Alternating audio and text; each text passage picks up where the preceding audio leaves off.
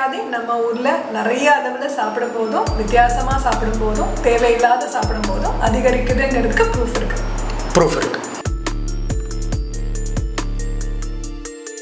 கிட்னியை சுற்றி சேரலாம், லிவரை சுற்றி சேரலாம், எல்லாத்தையும் சுற்றியும் சேரும்போது அந்த ஃபேட் எல்லாம் மோசமான ஃபேட். இது வந்து நடக்கக்கூடாது.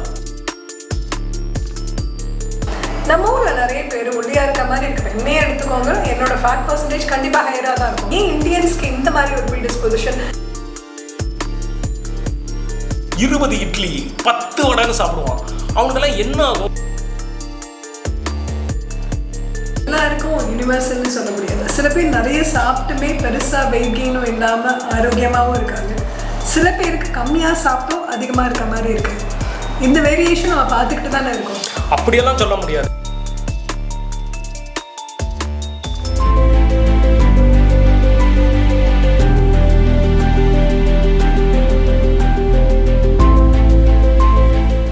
சக்கரை வியாதி நம்ம ஊரில் நிறைய அளவில் சாப்பிடும் போதும் வித்தியாசமாக சாப்பிடும் போதும் தேவையில்லாத சாப்பிடும் போதும் அதிகரிக்குதுங்கிறதுக்கு ப்ரூஃப் இருக்கு. ஸோ ஒரு பக்கம் ஸ்டார்வேஷன்னு அம்மா வயிற்றில் குழந்தை இருக்கும்போது அடல்ட்டானால் டயபெட்டிஸ் வரும். பாப்பாவை வயிற்றில் வச்சுருக்கும் போது நிறைய சாப்பிட்டாலும் குழந்தைங்களுக்கு பின்னாடி டயபெட்டிஸ் வரும். ரெண்டு எண்ட்லேயுமே டயபெட்டிஸ் வரும். அடல்ட்ஹுட்டில் நிறைய சாப்பிடும்போது டயபெட்டிஸ் வரும். கரெக்ட். இந்த வேரி டயட் டைப்ஸ் பேசுகிறாங்க பற்றியும் அதை பற்றி இப்போ பேசலாம். இப்போ ஒருத்தர் வந்து 3000 கேலரி சாப்பிட்றாங்க, 3500 கேலரி சாப்பிட்றாங்கன்னா அந்த எக்ஸ்ட்ரா கேலரி என்ன ஆகும்? அந்த எக்ஸ்ட்ரா கேலரிஸ் வந்து ஃபேட்டாக மட்டும்தான் கன்வெர்ட் ஆகும். ஏன்னா சாப்பிட்ற கார்போஹைட்ரேட் வந்து அது வந்து எரிஞ்சு எனர்ஜியாக கொடுக்கும். தூக்கத்துக்கு, என்னோட எக்ஸசைஸ்க்கு, நான் பேசுறதுக்கு, உங்கள் கூட இப்போ இன்டர்வியூ கொடுக்கறதுக்கு, இந்த கான்சன்ட்ரேஷனுக்கு எல்லாத்துக்குமே எனக்கு எனர்ஜி தேவை. இதுக்கு மேலே எனக்கு தேவைப்படாத கேலரிஸ் நான் எவ்வளோ சாப்பிட்டாலும் அது என் உடம்புல ஃபேட்டாக மட்டும்தான் சேரும்.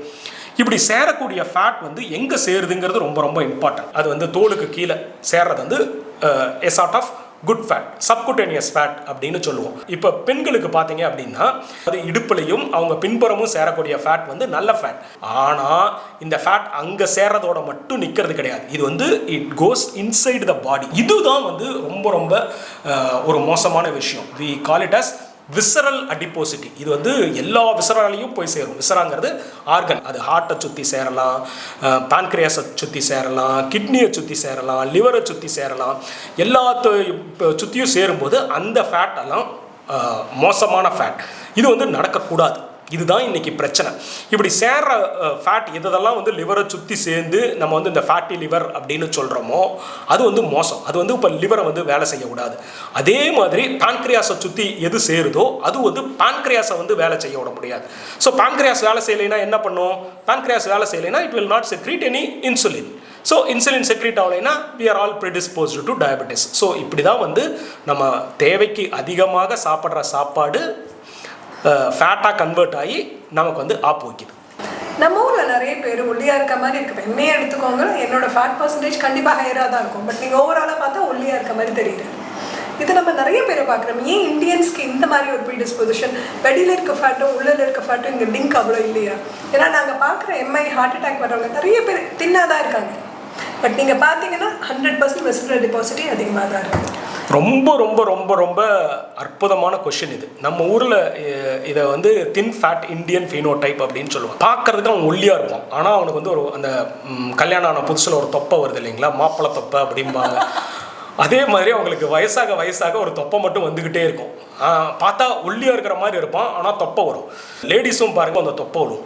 இந்த தொப்பை தான் வந்து இங்கே பிரச்சனையே. What accumulates around the hip is very very important. ரெண்டாவது வந்து நம்ம ஸ்கின் இருக்குது, அதுக்கு கீழே ஃபேட் இருக்குது, அதுக்கு கீழே ஒரு தின்ன ஒரு ஸ்கார்பாஸ் ஃபேஷியா அப்படின்னு ஒன்று இருக்குது. இதுக்கு பின்னாடி போய் ஃபேட் அக்குமுலேட் ஆகுது. அதாவது தெரியவே தெரியாது. பார்த்தா ஒல்லியாக இருப்பான், நல்லா இருப்பான், அவன் வந்து இவ்வளோ சாப்பிடுவான். உங்களுக்கு ஞாபகம் இருக்கான்னு தெரியல, நம்ம கிளாஸ்மேட்ஸு சிலர் வந்து இப்படி சாப்பிடுவானுங்க. 20 இட்லி 10 வடைன்னு சாப்பிடுவான். அவனுக்கெல்லாம் என்ன ஆகும்? ஓரளவுக்கு it can get burn. But apart from that எல்லாமே போய் அந்த லிவரையும் பான்க்ரியாஸையும் சுற்றி தான் உட்காருது. ஸோ ஆஸ் ஐ செட், அது போய் ஹார்ட்டையும் சுற்றி உட்காரு. தேவையில்லாத நச்சு பொருட்கள் இதெல்லாம் வந்து ரிலீஸ் ஆகுது. This is much more dangerous. எல்லாருக்கும் யூனிவர்சல்னு சொல்ல முடியாது. சில பேர் நிறைய சாப்பிட்டுமே பெருசாக வெயிட் கெயினும் இல்லாமல் ஆரோக்கியமாகவும் இருக்காங்க. சில பேருக்கு கம்மியாக சாப்பிட்டும் அதிகமாக இருக்க மாதிரி இருக்குது. இந்த வேரியேஷன் நம்ம பார்த்துக்கிட்டு தானே இருக்கோம். அப்படியெல்லாம் சொல்ல முடியாது. இங்கே வந்து அவனுக்கு வந்து ஒரு ட்ரைக்ளிசரைடு எடுத்து பாருங்கள், 150 கீழே இருக்கான்னு பாருங்கள், இருக்காது. லிவர் என்சைம்ஸ் எடுத்து பாருங்கள், SGOT SGPT எத்தனை பேருக்கு வந்து 80க்கு கீழே வச்சுருக்கான் அப்படி சாப்பிட்றவன்லாம் கண்டிப்பாக இருக்காது. ஆர் நீங்கள் வந்து ஒரு அல்ட்ராசவுண்ட் எடுத்து அவனுக்கு வந்து லிவர் எப்படி இருக்குன்னு பாருங்கள், எத்தனை பேர் வந்து ஃபேட்டி லிவரே இல்லாமல் இருக்கான்னு பாருங்கள். இதை மாதிரி நம்ம அப்ஜெக்டிவாக பார்க்கணும். பார்த்தா தான் நமக்கு தெரியும் இவன் வந்து உண்மையிலுமே ஹெல்த்தியாக இருக்கானா இல்லையான்னுட்டு. சில பேர் வந்து முதல்ல வந்து பர்ஃபெக்டாக இருப்பாங்க. நான் வந்து ரொம்ப வெஜிடேரியன் ஃபுட்டு சாப்பிடுவேன், ஃப்ரைட் ஐட்டம் சாப்பிட மாட்டேன், நேரத்துக்கு அந்த கரெக்டான ஃபுட்டு நேரத்துக்கு தான் சாப்பிடுவேன், எக்ஸ்ட்ரா சாப்பிட மாட்டேன்.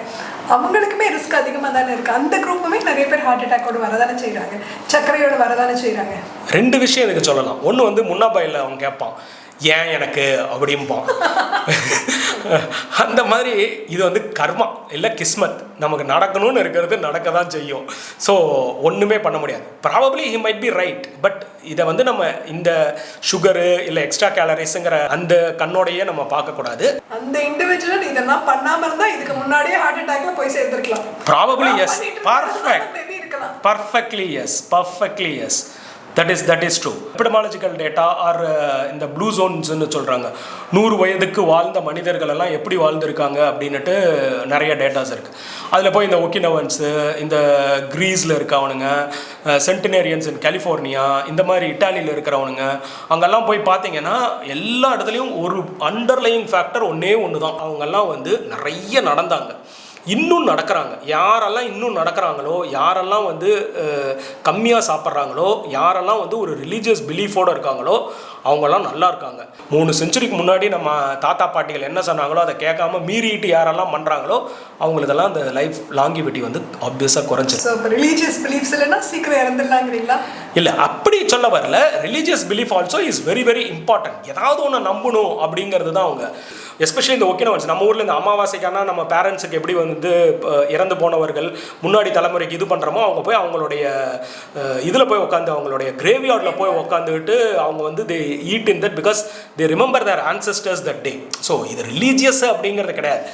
என்ன நம்ம முன்னோர்கள் சொல்லி கொடுத்தாங்களோ, என்ன நம்ம நேச்சுரல் வே ஆஃப் லைஃபோ அதை வந்து அவங்க நம்புறவங்கலாம் நல்லா இருக்காங்க. இந்த 5 கம்யூனிட்டியுமே கொஞ்சம் ரிமோட்டாகவே இருக்குது.